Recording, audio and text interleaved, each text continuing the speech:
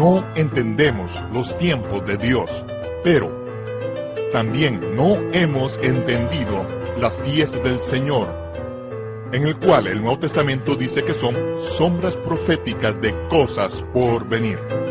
Las profecías en las fiestas del Señor, presentado por Michael Root.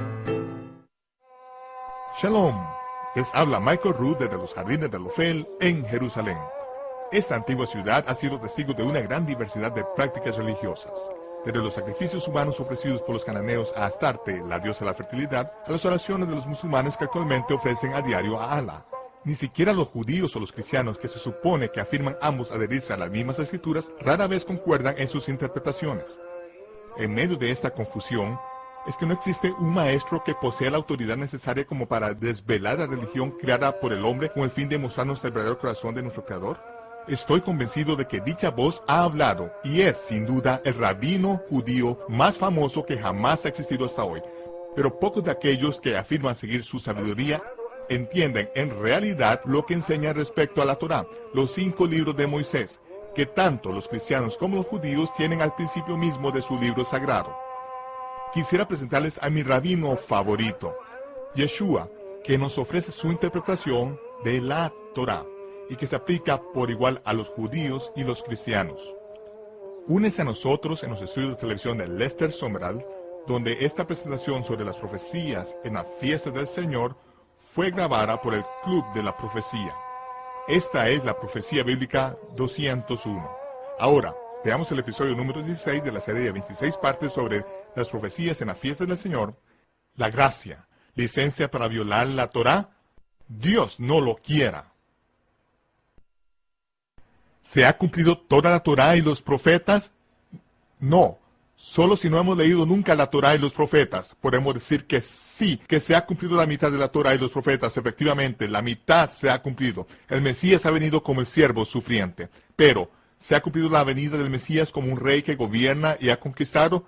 ¿Qué fue lo que dijo? Ni una jota ni una tilde pasará de la ley hasta que todo se haya cumplido. Necesitamos escuchar de verdad lo que tiene que decir el Señor. Necesitamos hacer esto.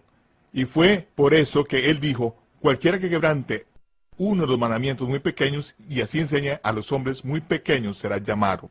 Él no vino para quebrantar ni para destruir, vino para cumplir y vino para que la Torá estuviese escrita en nuestros corazones. No, la letra de la ley, porque se puede usar la letra de la ley y con ella destruir a las personas. Y fue por eso que Él dijo, oísteis que fue dicho a los antiguos desde el principio mismo, no cometerás adulterio. Ese es uno de los mandamientos, ¿no? Es la letra de la ley. No cometerás adulterio. Esa es la letra de la Torá, la letra de la ley, pero Él dijo, cualquiera que mira a una mujer para codiciarla, ya adulteró con ella en su corazón. Ese es el espíritu de la Torá. En otras palabras, el espíritu de la Torá, lo que Dios realmente desea comunicar es que usted puede controlar su mente. No se debe ni siquiera pensar en ello. Debemos de poder confiar el uno en el otro, en nuestros maridos y mujeres, y saber que ni siquiera vamos a permitir a nuestra mente pensar en eso, sino que controlaremos nuestros pensamientos según la Torá, y gracias al Espíritu de Dios en nuestro interior andaremos conforme al espíritu de la Torá, y la codicia de la carne no tendrá oportunidad de concebir y de practicar el pecado. De modo que el Señor está diciendo que en este caso, que el espíritu de la Torá era incluso más rígido que la letra de la Torá. Pero somos conscientes del verdadero significado que tiene, entendiendo su importancia, y lo que vemos es que las normas y los reglamentos de los hombres, sus doctrinas y mandamientos no tienen como propósito permitir que su corazón viva y no elimine las cargas, sino que tiene como propósito controlar y manipularle a usted, obligándole a caminar de una cierta manera. Si guarda usted el espíritu de la Torá, no se encontrará usted bajo la letra de la Torá. El guardar el espíritu de la Torá es el motivo por el que fue enviado el Espíritu Santo para ayudarnos a entender el espíritu de la Torá, sin tener que esforzarnos por guardar la letra de la Torá, puesto que la letra de la Torá, la letra de la ley, nos esclavizará. Los hombres se valen de ella para manipular a otros, mientras que el Mesías vino para libertarnos de la manipulación religiosa, de la intimidación y del control. En Judas verso 3 dice: Amados, por el gran deseo que tenía de escribirlos acerca de nuestra común salvación, me ha sido necesario escribiros para exhortaros a que contendáis ardientemente por la fe que ha sido una vez dada a los santos. Como ven, incluso cuando Shaul vivió y escribió, todos los que estaban en Asia me han abandonado. La fe una vez dada a los santos, aquellos creyentes primitivos que caminaron con el poder de Dios, que se criaron en la Torá y vivieron conforme a su espíritu, incluso en aquellos tiempos estaba ya causando un gran desgaste. De modo que ahora nos encontramos casi 2000 años después, que ha llegado de nuevo el momento de esforzarse por contender ardientemente por la fe que ha sido una vez dada a los santos, a fin de caminar con el poder de Dios, amándonos unos a los otros, dedicando nuestras vidas al servicio mutuo, que es lo que realmente deseamos. No queremos religión, lo que queremos es vida. Deseamos la vida de Dios viviendo en nuestro interior. Él dijo: porque algunos hombres han entrado encubiertamente, los que desde antes habían sido destinados para esta condenación, hombres impíos, que convierten en libertinaje la gracia de nuestro Dios y niegan a Dios, el único soberano, y a nuestro Señor Jesucristo. ¿Por qué dice negando su soberanía? Porque cuando decimos Señor, eso significa que Él manda. ¿Qué es lo que dice el Señor? ¿Por qué me llamáis Señor y no hacéis lo que yo digo? Uno de nosotros no entiende las palabras Señor, y no soy yo el que tiene el problema. Es debido a que hombres malvados han convertido la gracia de Dios en licencia para pecar y para vivir como les parece. ¿Pero qué dicen las Escrituras? Todo aquel que viene a mí y oye mis palabras y las obedece, os indicaré a quién es semejante. Cuando le llamamos Señor y hacemos lo que Él nos manda, eso es doctrina, es una buena doctrina.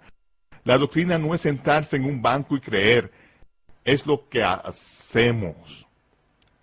La teología es cuando nos sentamos y pensamos. Y si usted y yo no podemos discrepar sobre teología y seguir siendo amigos, tenemos graves problemas mentales. Podemos estar en desacuerdo sobre teología, eso es lo que pensamos, pero ¿estamos haciendo lo que Él nos dijo que hiciésemos? Eso es doctrina, es la manera hebrea de pensar, que es lo que es preciso que entendamos. Tal y como dijo Shaul, ¿perseveraremos en el pecado para que la gracia abunde? De ninguna manera. De ninguna manera. La gracia de Dios se ha manifestado para salvación a toda la humanidad y nos enseña que, renunciando a la impiedad y a los deseos mundanos, vivamos en este siglo sobria, justa y piadosamente. Y ahora quiero llevarles a Gálatas, porque este es uno de mis pasajes favoritos de la Biblia. En Gálatas 2:15 dice: nosotros judíos de nacimiento y no pecadores de entre los gentiles, como saben. Y dijo en Efesios: en aquel tiempo fuisteis gentiles, alejados de la ciudadanía de Israel, sin esperanza y sin Dios. No teníais ni idea de lo que estaba pasando allí. Estabas adorando a Astarte, la diosa de la fertilidad, adorando a Moloch y a Nimrod y todas esas cosas. El mundo gentil estaba metido en esas cosas porque se suponía que Israel debía de enseñar al mundo entero el camino de Dios. Debían ser sacerdotes ante el mundo entero. Fue por eso que nos dijo que vistiéramos de ese modo, a fin de que pudiesen preguntarnos: ¿qué manera tan extraña de vestiros? ¿Por qué os vestís de este modo? ¿Qué son estas cintas en los bordes de vuestras prendas? Y para que nosotros estuviésemos siempre preparados para una respuesta a todo aquel que nos pide una razón de la esperanza que hay en nosotros, sin temor y temblor, debíamos ser sacerdotes al mundo entero. Pero en algunas ocasiones Israel no hizo las cosas demasiado bien, apartándose muchas veces, pero recuerda que irrevocables son los dones y el llamamiento de Dios. Y él dijo que en los últimos días, los creyentes de Israel serían la provisión para los creyentes y entre los gentiles, y a todos nos reunirían allí, estando presentes, gracias a la sangre del Mesías, siendo todos una misma familia. Y aquí estamos. Puede que no estemos de acuerdo en algunas cosas, pero eso no es el problema. Eso es solo teología. Pero seguimos al Mesías de corazón a fin de conocerle y servirle. Como dicen Gálatas, nosotros judíos de nacimiento y no pecadores de entre los gentiles, sabiendo que el hombre no es justificado por las obras de la ley, sino por la fe en el Mesías. Nadie se justifica guardando la fiesta de los tabernáculos. No se consigue la justificación de ese modo por la fiesta de los tabernáculos. Es una celebración. Es algo que Dios nos permite celebrar. Es una maravillosa bendición y los judíos no creen equivocadamente que se podrán justificar o salvar por las obras de la ley. Abraham creyó a Dios y le fue contado por justicia, por rectitud. Creyó a Dios. La fe fue lo que Dios habría de poner al alcance de su pueblo a lo largo de los siglos. Nosotros, judíos de nacimiento, sabemos que el hombre no es justificado por las obras de la ley, sino por la fe en el Mesías. Incluso nosotros los judíos que hemos creído en Jesucristo, somos justificados por la fe y no por las obras de la ley, porque ninguna carne se justificará por las obras de la ley. Y esto es algo que es preciso comunicar al mundo gentil de un modo muy gráfico, muy importante, porque lo que ha sucedido es que los gentiles han adoptado las normas y los reglamentos, las doctrinas y los mandamientos de los hombres. Si no estás en un edificio determinado a una hora determinada y no estás en él durante un número determinado de horas de una manera fiel y entregas una parte determinada de tu dinero a una organización determinada, te echarán a la calle. Estás siendo infiel, vas a ir al infierno, seguramente te echarán del edificio. Porque toda tu vida han establecido una serie de normas y reglamentos sobre ti, y tú has sentido que tu justicia depende de que tú te adhieras a las normas y reglamentos concretos de una denominación en particular, pero no te justificas por las obras de la ley. Solamente puedes justificarte por la fe en el Mesías. Eso es lo único que te justificará. Es lo único que te justificará a cualquier persona en Israel. Eso es todo. Eso es todo. Y eso es lo que se supone que los judíos deben de enseñar a los gentiles. Vemos que los fariseos seguían estas mismas cosas, las mismas normas, reglamentos, doctrinas y mandamientos de los hombres. El Mesías vino con el fin de dar el traste con todas ellas. Y yo estoy aquí para hacer lo mismo ahora. Tú vives en una cultura diferente, pero sigues viviendo bajo la misma idea equivocada, creyendo que te justificas por las obras de la ley. Y me da igual cuál sea tu denominación, las obras de la ley no te justificarán, especialmente cuando se valen de las Escrituras y las tuercen para luego intentar controlar las acciones por medio de ellas. Tú has sido libertado por el Mesías. Sé libre. Y Dios dijo que sirvan para señales, para las estaciones, los días y los años. Y ahora vamos a ver las estaciones. Como he dicho, en las Escrituras hebreas, la palabra estación es Moedim, que son las fiestas del Señor. Y le habló el Señor a Moisés y le dijo, las fiestas solemnes del Señor, las cuales proclamaréis como santas convocaciones, santos mikra, ensayos sagrados. Estas son mis fiestas. Y vemos que en el capítulo 23, versículos del 1 al 21, es donde están todos los detalles sobre las fiestas de primavera del Señor, del versículo 1 al 21. Y hemos visto que de hecho el Mesías ha cumplido todas las fiestas de la primavera del Señor. Vemos en su muerte, su entierro y resurrección el cumplimiento de la Pascua, en la que tenemos el cumplimiento de los bicurín, la ofrenda de los primeros frutos, y los días de los panes sin levadura. Desde los bicurín, la ofrenda de los primeros frutos, contamos 50 días hasta Pentecostés, que fue cuando se cumplieron las palabras de Yohanan ben Zacarías Jacoben, a que tú llamas por el nombre corriente de Juan el Bautista. Sin embargo, Yohanan era hijo de Zacarías y era un Cohen, perteneciendo a la familia de los Coat. Su padre sirvió en el lugar sagrado en el templo y hallamos que el relato histórico de esta situación se encuentra en el Evangelio de Lucas. Me gustaría llevarte allí de modo que podamos entender algo sobre los antecedentes de Juan el Bautista o Yohanan ben Zacarías. Como dice en Lucas, capítulo 1, verso 5, hubo en los días de Herodes, rey de Judea, un Cohen. Cuando veas la palabra sacerdote en hebreo, es Cohen, de la familia de los Kohath. Todos los levitas eran sacerdotes, pero no todos los levitas sirvieron en el lugar sagrado, que estaba reservado solo a la familia de los Coac. Y el sumo sacerdote era el Cohen Gadol, o el gran Cohen, el sumo Cohen, el sumo sacerdote. Zacarías no fue sumo sacerdote, pero se dice que fue un sacerdote llamado Zacarías de la orden de Abías. Su mujer era de las hijas de Aarón y se llamaba Elisheba. Ambos eran justos delante de Dios y andaban irreprensibles en todos los mandamientos y ordenanzas del Señor durante toda la vida. Vivieron conforme a los mandamientos y las ordenanzas del Señor y fueron irreprensibles. Pero no tenían hijos, y eran ya ancianos. Elizabeth era estéril, ambos eran ya de edad avanzada. Aconteció que ejerciendo Zacarías el sacerdocio delante de Dios, según el orden de su clase, le tocó en suerte entrar conforme a la costumbre del sacerdocio en el santuario del Señor para ofrecer el incienso. Y aquí se nos ofrece una ecuación matemática en el libro de Lucas. Para empezar, Zacarías era de la orden de Abías, que era el 8º curso según dicen en Segunda de Crónicas. Hay 24 cursos de sacerdotes y esos sacerdotes servían una vez a la semana, 2 veces al año. 24 cursos, 2 veces al año serían 48 semanas. Aún nos quedan unas cuantas semanas, ¿verdad? Y todos los sacerdotes se ocuparían de todas ellas como parte de su obligación, teniendo que acudir y servir en las fiestas del Señor, a las que acudiría todo Israel, de modo que era preciso que estuvieran todos los sacerdotes de turno durante este periodo concreto. Y los cursos de los sacerdotes comenzaban el primer Shabbat después del mes del Aviv, de modo que podemos seguir la pista y ver cuándo el orden de Abías servía en el templo. En este año en particular, el orden de Abías estaba sirviendo en el templo y siendo responsable de lo que sucedía en el lugar santo durante la semana de Shavuot. Shavuot o Pentecostés empieza el primer día de la semana.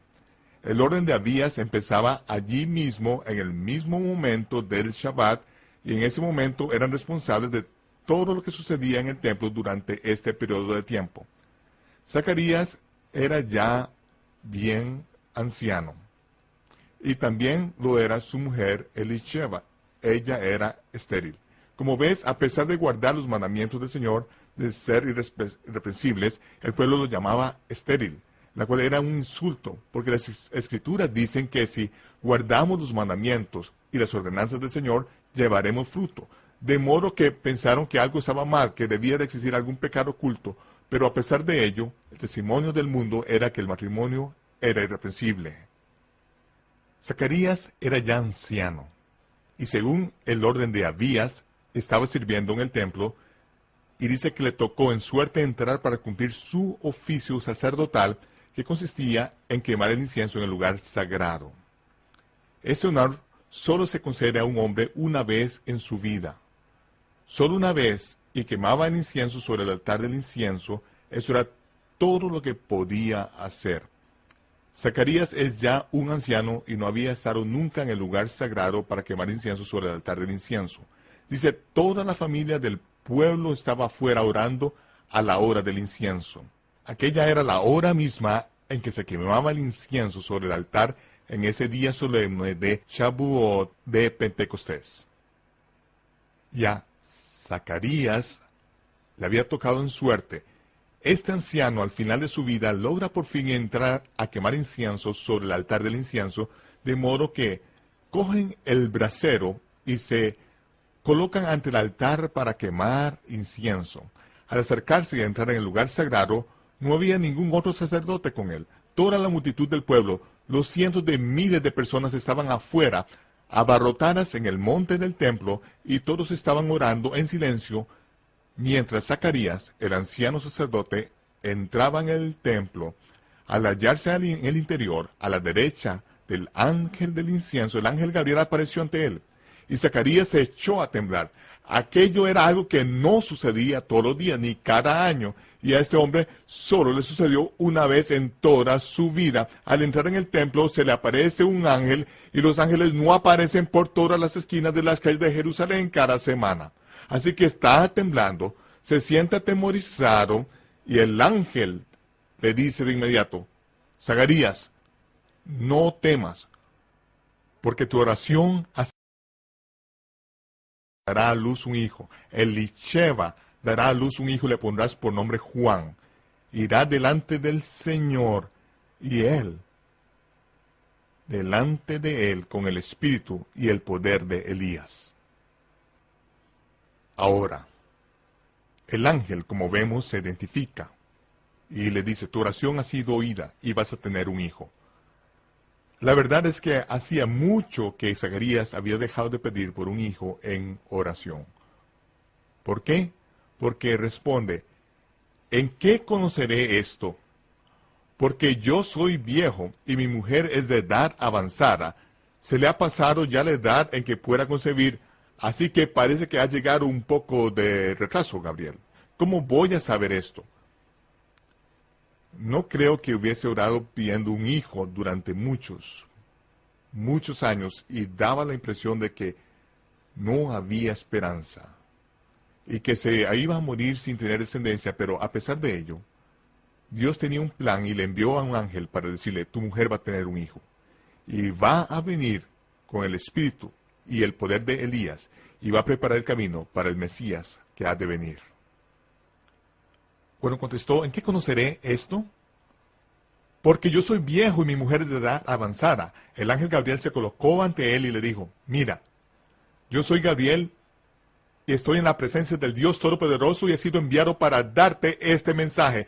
¿Es que no te basta con eso? ¿Necesitas algo más? Ahora, te vas a quedar sordo y no podrás hablar hasta que sucedan todas estas cosas. Tu Biblia, versión King James, dice mudo sin poder hablar. Pero el texto arameo dice sordo y mudo. Eso es algo que vemos más adelante, cuando 9 meses después llegó el momento de circuncidar al niño, porque Elizabeth tuvo un hijo. Cuando llegó el momento de presentar a su hijo al 8º día, cuando el Moel Goldberg fue para circuncidar al niño, el Moel preguntó: ¿cuál será su nombre? Y Elizabeth fue la única que pudo contestar diciendo: se llamará Johanan. Y el Moel contestó: oh, ve, no puedes llamarle Johanan. Ninguno de los ancianos se llama Johanna. Se suponía que debería llamarse Zacarías 14 o algo así. Y dice: le hicieron señas a Zacarías. ¿Por qué tuvieron que hacerle señas? Porque no podía oír. De modo que lo escribió sobre una tablilla. ¿Acaso lo dijo con su boca pidiendo una tablilla para escribir? No, porque no podía hablar. Pidió la tablilla por señas. Se la dieron y entonces escribió: se llamará Johanan. Y fue entonces cuando se le abrió su boca y sus oídos y clamó profetizando, de modo que los que estaban presentes dijeron: ¿qué clase de niño será este?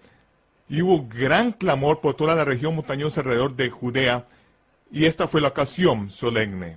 Ahora volvemos a donde el ángel Gabriel dijo: te vas a quedar sordo y no vas a poder hablar. ¿Por qué sordo y mudo? Yo estoy ante la presencia de Dios y he sido enviado para decir mensajes. ¿Que no te basta con esto? Estas serán las últimas palabras que vas a oír. Y ¡zas! Y no volvió a oír nada durante 9 meses. Y no pudo salir palabra de su boca en 9 meses. ¿Crees que eso le ayudó a creer? ¿Crees que eso sirvió para incrementar su fe? Vos, por supuesto que sí. Porque cuando salió del templo y permaneció en el interior mucho tiempo, dice que el pueblo se preguntaba diciendo: ¿qué está sucediendo? Llevaba tanto tiempo allí adentro, ¿acaso había tenido una visión? ¿Qué está pasando? El pueblo se estaba allí afuera orando, estaba esperando que sucediese algo grandioso de todos modos, y Zacarías salió del templo después de tanto tiempo y salió y se situó ante el pueblo, colocando sus manos con el resplandor sobre el pueblo, y a continuación intentó abrir su boca y pronunciar la bendición arónica sobre el pueblo de Dios. Pero aunque sus labios se movieron, no salió sonido alguno. Habría cientos de miles de personas contemplando en silencio, pensando que algo grandioso había sucedido. Nada salió de su boca. Aquellos los que habían estado esperando antes de poder darse vuelta y poderse marchar del monte del templo a sus casas y regresar a diferentes lugares por toda Asia de donde hubiesen venido. De modo que por fin se dan la vuelta con millones de interrogantes flotando en el aire y todo el mundo se marchó del monte del templo dispersándose por toda parte del este, por toda Israel, por toda aquella parte del mundo, no entendiendo lo que había sucedido y él no podía comunicarlo. ¿Por qué el ángel cerró sus oídos impidiendo que oyese? Bueno, no podía oír a su mujer diciéndole: Zacarías, apártate de mí, viejo. ¿Qué estás haciendo? Yo soy una anciana. No, estaba siendo preparado para todo aquel periodo de tiempo y cuando abrió su boca, habló una profecía. Habló y dijo que su hijo, este hijo, iría delante del Altísimo preparándole el camino. Michael Root regresará en tan solo unos momentos.